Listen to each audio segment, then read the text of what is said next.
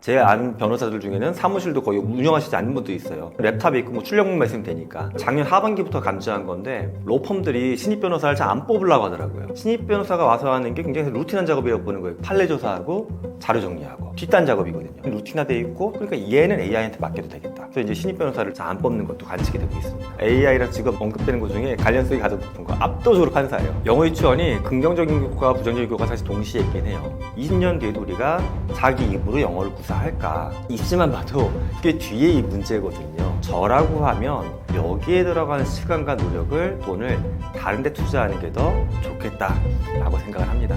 조기교육이란 게 선행학습에 대해서는 좀 만족스럽진 않다고 생각을 해요. 강남북에 되면 초등학교 저학년, 초등학교 2, 3학년 풀게끔 하는 부분은 이건 경악스럽고 궁극적으로 애를 망칠 수 있는 확률이 훨씬 더 커져요. 물론 좋은 대학 갈 수 있어요. 근데 그 다음에 창의성을 갖고서 주도적으로 자기 삶을 사는 데는 굉장히 큰 문제를 만들 수밖에 없습니다. 친구들이건 사촌이건 지금 방송보다 훨씬 더 세게 말씀을 드려요. 아예 망치지 말라고. 그 정도 시간과 노력을 들여서 지금 능동적으로 애를 망치고 있는 거라고. AI 시대에 가장 빠르게 사라질 가능성이 높은 직업은 무엇인가요? 현재 시점에서 보게 되면 AI는 버추얼이에요. 버추얼은 무슨 말이냐 하면 데이터 세상에 주로 있죠. 피지컬 AI로 아직 많이 못 넘어갔으니까. 먼저 버추얼로 놓고 보게 되면 그럼 버추얼 AI처럼 일하는 사람이 누굴까? 상상을 이렇게 해보시면 좋아요. 원격 근무했을 때 타격감 별로 없는 직업군. 그러면 사실 뭐 상담사도 요즘에 재택 상담하시는 분들도 있고 제 아는 변호사들 중에는 사무실도 거의 운영하시지 않는 분도 있어요. 어떻든 간에 랩탑이 있고 뭐 출력문만 있으면 되니까 이런 분들 즉 데이터 많이 만지작거리고 그 다음에 데이터 만지는 일을 비슷하게 하는 사람들이 많은 사람들 그리고 루틴화 돼 있어가지고 변호사는 그런 직군은 조금 아니지만 배우기가 쉬운 거 있죠. 당신이 해야 될 건 예를 들어 매뉴얼화된 이겁니다. 되게 나쁜 케이스지만 실제 요즘 발생하고 있는 범죄하고 빗대서 말씀드리면 보이스피싱 조직이 이게 잘 맞아요. 보이스피싱 100% 원격이죠. 누가 찾아와서 대면을 하나요? 원격이고 그 다음에 얘네 시나리오 기반이잖아요. 데이터 기반이고 그러니까 새로 누구 뭐 잡아오건 보이스피싱 조직 들어와도 그 시나리오 책 이것도 좀 여담이지만 이 책도 요즘 AI로 개발하는데 이거 교육시키는 거거든요. 며칠 동안 달달달 외우게 해서 보이스피싱 조직원 되는 거거든요. 그러니까 이런 직군에 비슷한 거면은 AI 대체가 많아집니다. 언급한 것 중에 사실 변호사는 전문성이 있기 때문에 빠르게 매뉴얼을 배울 수는 없어요. 근데 이제 어떤 이슈가 있냐 하면 법에 대한 학습이 지금 리갈테크 분야가 워낙 투자가 많다 보니까는 저는 이걸 작년 하반기부터 감지한 건데 로펌들이 신입 변호사를 잘 안 뽑으려고 하더라고요. 그 전까지는 잘 안 됐었어요 이게. 근데 이제 보니까 신입 변호사가 와서 하는 게 굉장히 루틴한 작업이라고 보는 거예요. 그 직군 내에서는 판례 조사하고 자료 정리하고 그들이 만나갖고 뭐 아주 고액의 거래를 따낸다든가 법정에 서가지고 초반부터 막 이거 하는 게 아니다 보니까는 뒷단 작업이거든요. 뒷단 작업은 우린 루틴화돼 있고 턴오버도 있고 그러니까 얘는 AI한테 맡겨도 되겠다. 그래서 이제 신입 변호사를 좀 잘 안 뽑는 것도 관측이 되고 있습니다. 제가 2024년에 실제로 1월부터 11월까지 소셜미디어 데이터 긁어서 분석을 해봤어요. AI랑 직업 언급되는 것 중에 관련성이 가장 높은 거 압도적으로 판사예요. 작년 11월까지는 12월은 제가 정치적인 이슈니까 빼겠습니다. 근데 왜 판사를 이야기하느냐? 저도 솔직히 공감되는 부분이 있어요. 저도 개인적으로 저희 아이가 이제 전셋집에 살다가 약간 사기 비슷한 거 당해가지고 지금 소송 중이에요. 근데 이게 지금 한 6개월 가고 있어요. 너무 뻔한 거고 변호사님도 얘기해요. 여기 100% 승소다. 칠 수가 없다. 근데 그거 알면 뭐합니까? 6개월 동안 가고 있는데. 근데 뭐 개인적으로 인간의 잘못은 아니지만 판사님이 일이 많고 절차라는 게 있고 하다 보니까는 그게 딜레이 되고 있었어요. 또 때로는 우리가 중요한 판결인데 아니 공정하지가 않아. 편향이 들어간 것 같아. 또 드라마를 보게 되면 또 약간 뭐 뒷거래 있고 막 이런 게 나오니까 못 믿는 거거든요. 그러니까 냉정하게 보면 정말 빨라지지 않겠냐는 게 첫 번째 이슈가 있어요. 이건 어쩔 수가 진짜 빨라지는 건 맞죠 당연히. 두 번째 이슈는 뭐냐 하면 편향이 없어질 것이다. 편향. 얘는 맨날 모든 걸 중립적으로 학습하고 뭐 남자도 아닌 거고 여자도 아닌 거고 뭐 지역 출신 개념도 없으니까 편향 없을 것이다. 이런 거 기대하는 거고 세 번째는 사실 언급하는 분들이 적긴 한데 판사는 결국 늙어 죽지 않아요. 돌아가시는 건데 사람이니까. AI 판사는 늙어 죽지 않을 것이다. 그러니까 지금은 약간 부족하더라도 결과적으로 몇 년 지나고 나서 20년 지나면 엄청나게 빨리빨리 판단하니까 마치 500년 동안 근무하고 살았던 판사님처럼 될 것이다 라고 기대를 갖고 있어요. 다 좋아요. 좋아 보이지만 여기 이제 조금씩 들여다보게 되면 문제점이 있습니다. 빨라지는 게 좋지만 편향이 없는 것 같은 게 좋지만 만약에 가정을 해보세요. 내가 만약에 어떤 법적 이슈가 있어서 판결을 받았어요. 막 이렇게 해서 소송을 하고 하려고 했는데 갑자기 판결문이 딱 떠 바로 5분 만에 내가 빅데이터 분석을 해가지고 너에 대한 거 모든 걸 다 긁어갔어. 그러니까 뭐 증명할 필요도 없고 너는 그냥 징역 10년이야. 이렇게 결정을 내려줘. 이게 내 이슈가 됐을 땐 과연 편향이 없다고 개인이 받아들일까? 사람이 잘 안 그래요, 사실은. 우리가 이제 AI 면접관을 보잖아요. 면접 결과가 좋은 사람들은 수용성이 높아요. 근데 면접 결과가 나쁜 분들은 어떤 생각하냐 하면 이게 비인간적이다. 사람답지 않다. 학부모님들도 그래요. 우리가 이제 실제 하지는 않았지만 입시 관련해가지고 만약에 대학에서 경희대에서 학생을 뽑는데 논술이나 이런 거 평가를 AI로 한다. 학부모님들이 오히려 안 좋아하세요. 이 중요하고 그런 거 무슨 AI한테 맡기느냐. 그렇기 때문에 우리가 이거 있고요. 또 편향성을 좀 더 깊게 들어가게 되면 그럼 정말 데이터 학습 시키면 학술적으로 봤을 땐 편향이 없다라고 봐야 되는 거냐? 또 그렇지도 않습니다. 왜냐? 인간이 만들어 놓은 데이터를 학습하는 거거든요. 근데 여러분이 아까 그렇게 생각하신 거잖아요. 인간의 판사가 편향이 많다. 그럼 인간의 판사가 만들어 수많은 편향을 학습한 게 AI가 되는 거예요. 그러니까 이것만 학습해가지고는 안 돼요, 아직은. 이걸 또 필터링을 하고 막 고쳐야 되는데 굉장히 복잡한 작업이에요, 그러면. 기존에 있던 판결을 학습시키는 건데 이게 편향이 있어. 그럼 편향을 지우기 위해서 판결이 바꿔줘야 된다는 얘기를 해야 돼. 그럼 이 작업은 또 누가 볼 건데? 이거 되게 복잡한 이슈예요. 또한 이미 많은 시민들이 보여주는 게 만약 음성으로 뭔가 이야기한다거나 또는 이 사람의 특성이 인구 토양적인 게 들어가. 그러면 같은 범죄에 대해서도 백인일 때 흑인일 때 또 만약에 인간 인터뷰한 걸 따내게 되죠. 뭐 억양이나 톤이 어느 지역 억양이냐에 따라서도 AI가 판결이 다르게 나옵니다. 근데 이걸 우리가 받아들일 수 있냐는 거예요. 그리고 또 하나 이런 거 있죠. 깊게 들어가면 정말 논리적이냐 봤을 때 AI는 아직까지도 약간 블랙박스적인 성격이 있어요. 이제 인간은 그래도 판결의 이유에 대해서 쭉 설명하죠. 딥하게 설명할 수 있어요. AI도 물론 판결문이라고 해서 보여주긴 합니다. 하지만 판결문 한 줄 한 줄 봤을 때 이상한 부분이 있을 때 이게 끄집어낼 수가 없어요. 네. 또 하나는 이것도 있죠. 인간 판사도 실험을 해보면 비슷한 케이스에 대해서 가장 대표적인 실험이 이거예요. 점심 먹기 전과 후에 판결이 달라요, 실제. 점심 먹기 전에는 사람 배가 고프니까 약간 시니컬해요. 약간 세게 먹이는 경향이 있어요. 실제 이게 논문으로도 있어요. 비슷한 사건들에 대해서 많은 걸 때려 넣어가지고 점심 전후에 형량 비교해보면 점심 먹고 난 다음에가 형량이 약간 낮아요, 사실은.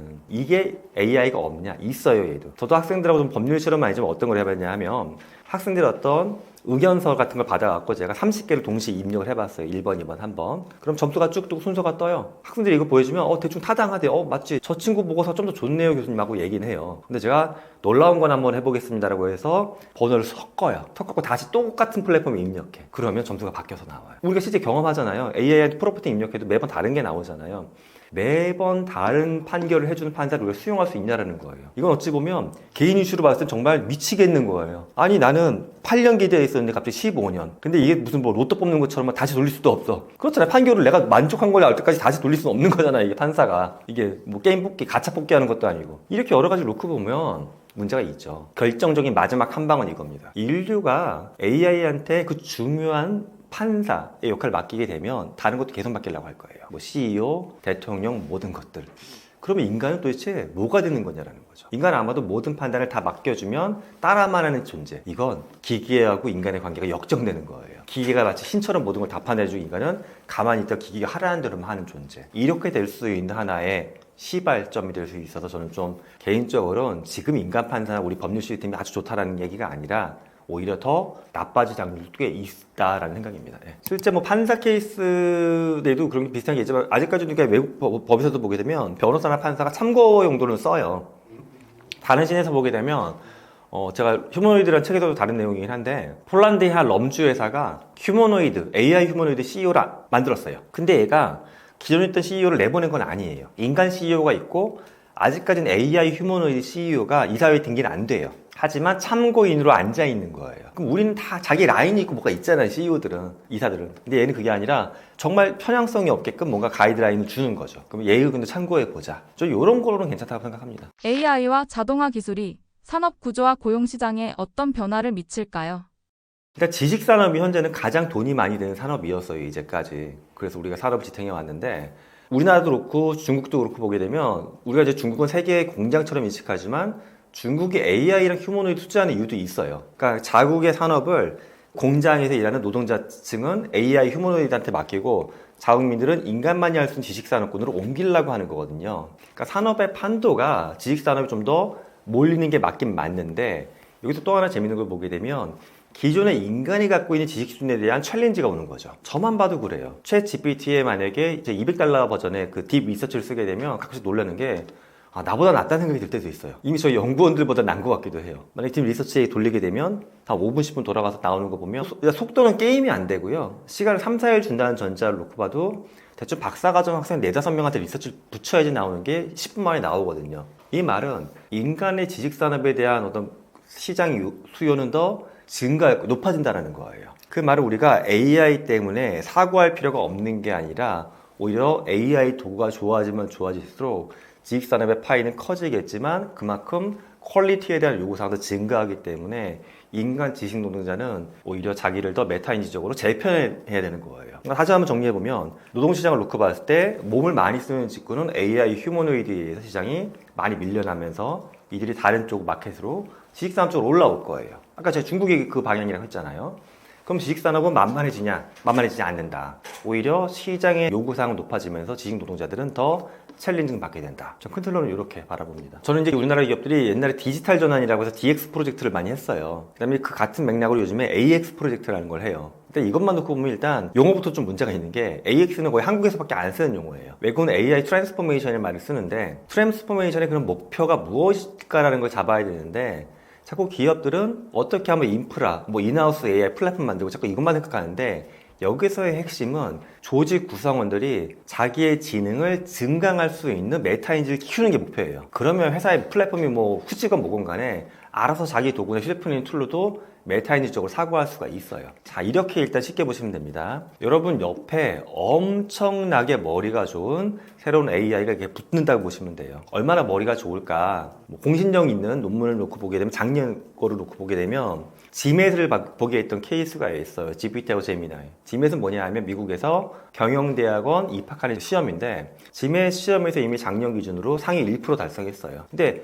이런 툴들을 있는데 나는 안 쓴다. 또 툴이 있는데 내가 잘 쓰려고 하면 어떻게 되겠습니까? 내가 만약에 대학교 1, 2학년 수준의 업무 능력이나 리더십을 갖고 있어. 그런데 지맷 1% 정도 되는 직원을 10명 붙여놓으면 일을 제대로 할 수 있을까요? 이들이 저를 기계니까 무시는 안 하겠지만 이들이 갖고 있는 퍼포먼스 진짜 충분히 못 낼 거예요. 당연히 내가 더 확장적으로 사고하고 창의력도 있고 해야지만 이 도구를 잘 쓸 수가 있겠죠. 자, 그런데 우리나라 조직에서는 이게 어려운 게 구성원들한테 창의성 얘기는 하지만 사실 조직에서 창의성을 말살해왔던 게 저는 우리나라 문화였다고 봐요. 다른 얘기하면 자꾸 뭐라 그러고 질문 못하게끔 하고 또 리더십만 봐도 그렇죠. 중간관리자 넘어가야지 리더십 교육을 받지 신입사원한테 리더십 얘기 안 하거든요. 신입사원은 팔로우십이란 말을 썼어요. 넌 다 따라가라. 그런데 지금은 그 모든 사람이 다 툴이 너무 좋아지니까 자기가 사회생활 하자마자 리더가 돼야 되거든요. 그러니까 우리가 이제 소프트 스킬 측면에서 리더십, 창의성, 도전정신 이런 것들도 있고요. 또는 메타인지적인 측면에서 또는 업무에 대한 전반적인 이해도 측면에서도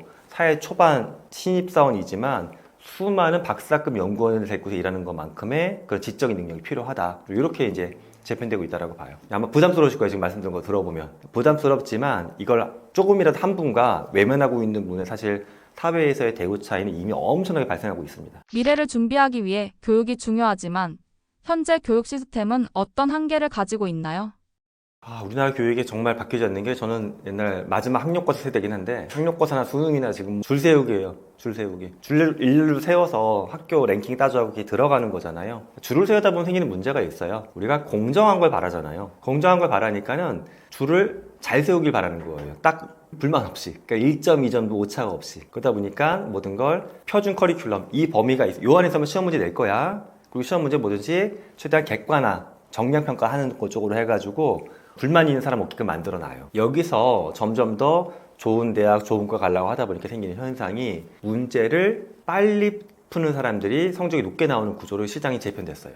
그러니까 저도 그렇지만 실제 과학이건 수학이건 영어건 이렇게 대입시험 봤을 때 교수들도 잘 못 풀어요. 저희끼리도 그 얘기해요. 야, 우리가 수능 다시 보면 우리 학교 못 온다. 그런 얘기 하거든요. 그러면 그렇게 문제를 빨리 푸는 훈련이 아이한테 미래 사회에 도움이 되냐? 아니죠. 빨리 푸는 건 당연히 AI가 훨씬 잘해요. 얘가 전체를 다 이해해서 빨리 풀면 이건 괜찮아요. 근데 문제 푸는 걸 스킬로 만들어놨어요. 영어 지문 이만큼입니다.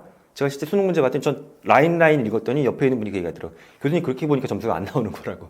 여기 보고 규칙이 있대요. 그렇게 바로 답을 찍어야 된대요, 그냥. 이거를 근데 인간이 알아갖고 무슨 업무에 쓰겠어요. 예. 필요 없거든요. 그래서 교육은 지금 사실 입시 시스템을 가장 큰 좀 마틀렉이라고 봅니다. 근데 이거를 바꾸기는 어려우니까 그 다음 단계 얘기를 드리면 입시 시스템에 대한 학부모님의 맹신, 그다음에 교사의 약간 맹신도 있어요. 뭐냐?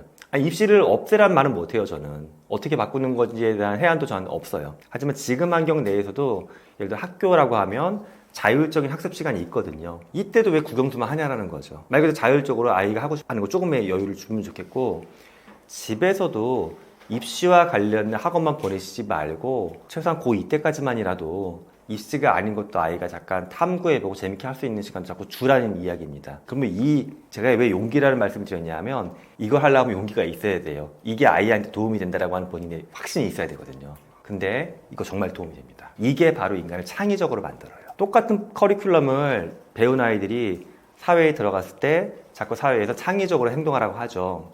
똑같은 걸 15년 공부했는데 어떻게 남과 다른 생각을 하겠습니까? 이건 인지과학적으로 말이 안 되는 요구사항이에요. 근데 전체 공부 분야 중에 10%만이라도 아무도 안 했던 걸 내가 공부를 했어. 만약에 내가 뭐 역학을 공부하거나 무장충을 공부하거나 또는 아무도 안 쓰는 이미 사라진 언어를 막 공부했어. 재밌어서 마치 무슨 뭐 반지의 제왕에 나오는 말처럼. 입시장은 무관해져.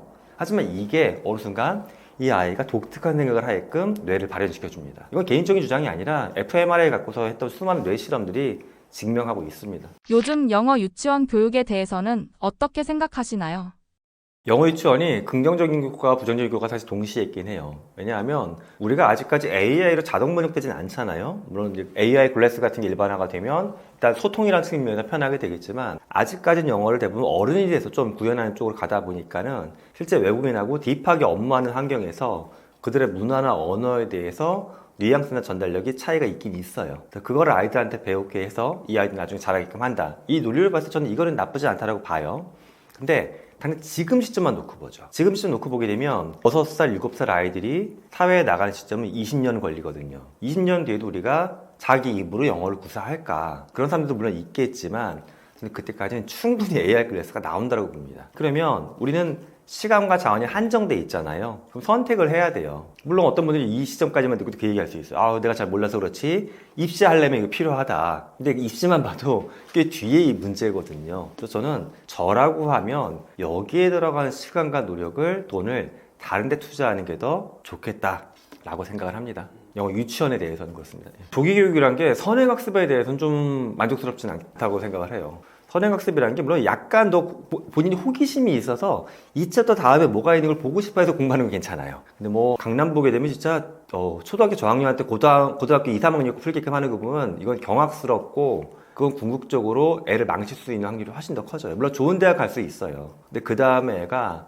창의성을 갖고서 주도적으로 자기 삶을 사는 데는 굉장히 큰 문제를 만들 수밖에 없습니다. 그래서 저는 그런 측면의 조기 교육은 좀 리스크가 크다, 안타깝다.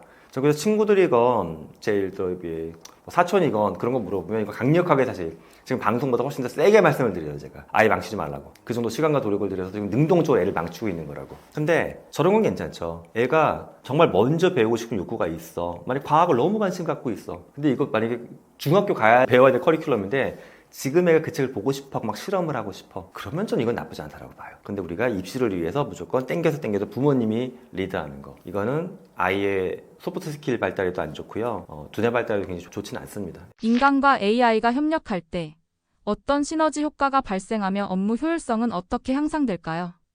AI한테 정답을 요구하는 분들은 보통 AI를 잘 못 쓰세요. 생각해보니까 별로다. 그러니까 정답이 없다라고 보시면 좋아요. 대안. 이게 AI하고 나와 관계를 리더와 팀원으로 관계를 보시면 돼요. 내가 당연히 리더고 AI가 팀원. 그럼 여러분들이 이제 막 들어와서 1, 2년 차 된 팀원한테 사장님 보고할 자료를 만들려고 해서 이걸 한 자도 안 고치고 가서 보고하시면 나쁜 임원인 거잖아요, 이거. 만약에 대안을 만들려고 해서 리뷰도 해주고 고치기도 하고 내 의견도 넣고 해서 가야지만 제대로 된 거잖아요. 딱 요 관계가 형성이 되면 돼요. 근데 사람들의 상당수가 AI한테 뭔가 요구하면 딱 봐서 부족하게 보여. 이거 쓸모없네. 이렇게 보시는데 그러지 말고 여러 개의 대안을 빨리 만들 수 있는 신입사원이라고 보시면 돼요. 그러면 이 중에 하나 선택하셔도 되고 또는 2번하고 3번을 합쳐갖고 내 의견 플러스 알파에서 이렇게 해줘봐. 시켜도 되고. 그러니까 티키타카를 자꾸 한다라고 보시면 같이 다듬어 가시면 됩니다. 한 번에 정답을 바라보지 말고 그냥 직원들 대할 때 좋은 리더의 역할 이렇게 보시면 좋을 것 같습니다.